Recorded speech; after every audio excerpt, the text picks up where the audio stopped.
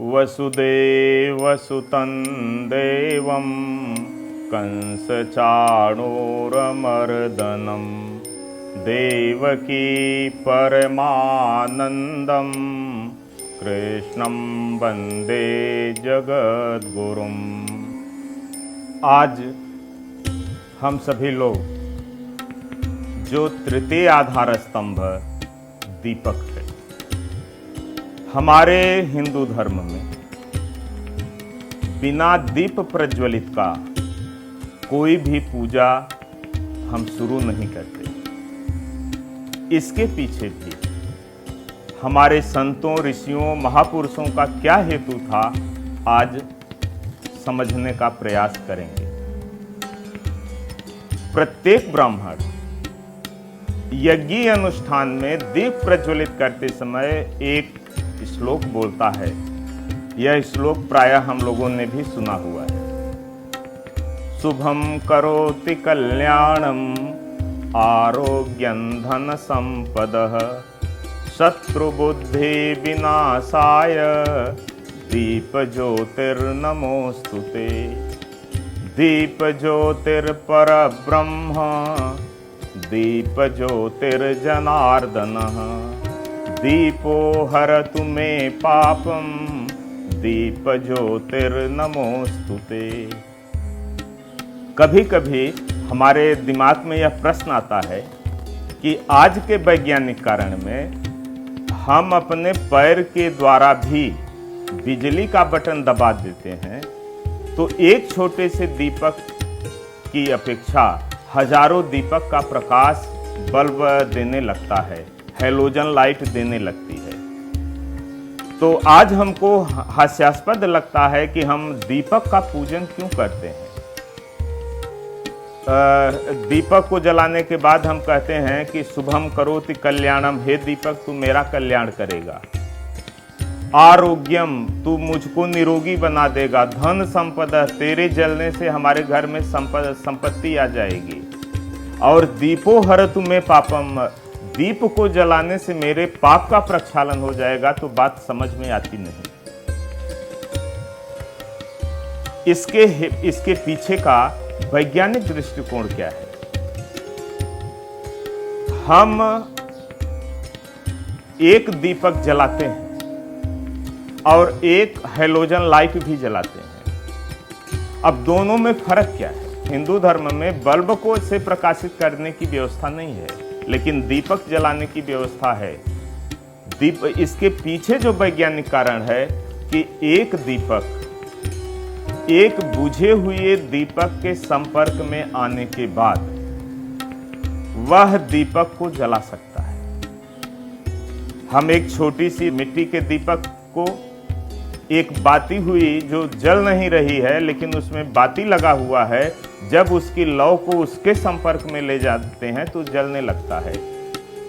परंतु एक halogen bulb को दूसरे हैलोजन के बल्ब से संपर्क में लाने पर नहीं जलता। इसके पीछे हमारे संतों की यह भावना रही है कि जिस प्रकार हमारा जीवन प्रज्वलित हो, हमारे पड़ोस में रहने वाला व्यक्ति भी, उसका जीवन भी हमारी तरह प्रकाशित हो। और एक दीपक हजारों दीपक को प्रकाशित कर सकता है अपने संपर्क में ला करके। ठीक उसी प्रकार हमारा भी जीवन अगर तेजस्वी है, शांतिमय है, सुखमय है, तो हमारी भी यह भावना होनी चाहिए कि प्रत्येक व्यक्ति के संपर्क में जाएं और उसके जीवन को भी प्रकाशित करें, तेजस्वी करें। तो इस भावना से जब हम व्यक्ति के पास जाएंगे तो यह हमारा कार्य देख करके निश्चित रूप से भगवान को यह कार्य अच्छा लगेगा। इसलिए भगवान दीपो हरतु मे पापम, यह मेरे पाप का प्रक्षालन हो जाएगा। और दीपक का अगर हम इतिहास देखें तो कहा जाता है कि दीपक जलता है, वास्तव में दीपक में घी जलता है।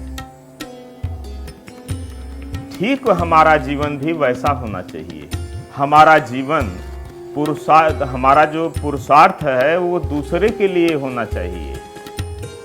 प्रायः संतों ने कहा है कि वृक्ष कबहू नहीं फल भखें, नदी न संचय नीर, परमारथ के कारणे साधुन धरा शरीर।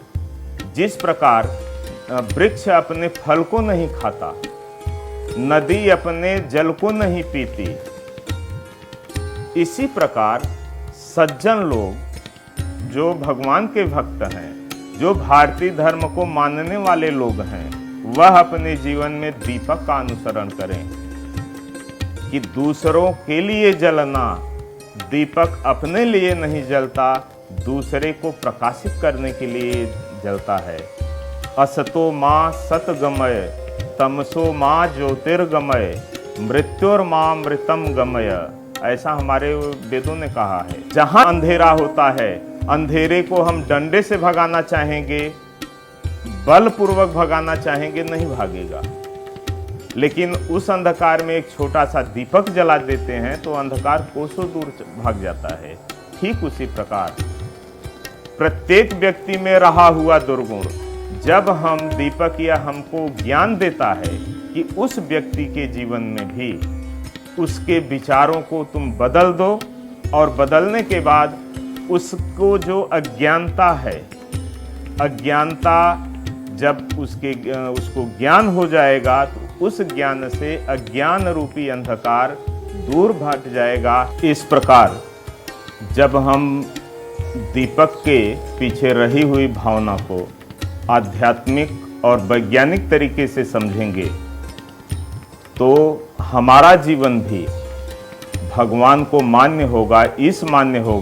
इस दृष्टिकोण को हम अपने सामने रखकर दीपक को प्रज्वलित करेंगे तो निश्चित रूप से, जैसे हमारे संतों ने कहा है कि दीपो हरतु में पापम दीप ज्योतिर्नमोस्तुते, तो इस भावना से जब हम समाज में कार्य करेंगे तो निश्चित रूप से हमारा जो पाप है वह दीपक हमारे पाप को प्रक्षालन कर देगा, पाप को धो डालेगा।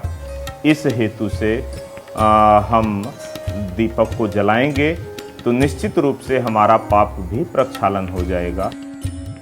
श्री वैष्णव सेवा YouTube चैनल के माध्यम से अत्यधिक जानकारी के लिए सब्सक्राइब करें और अपने मित्रों को भी शेयर करें।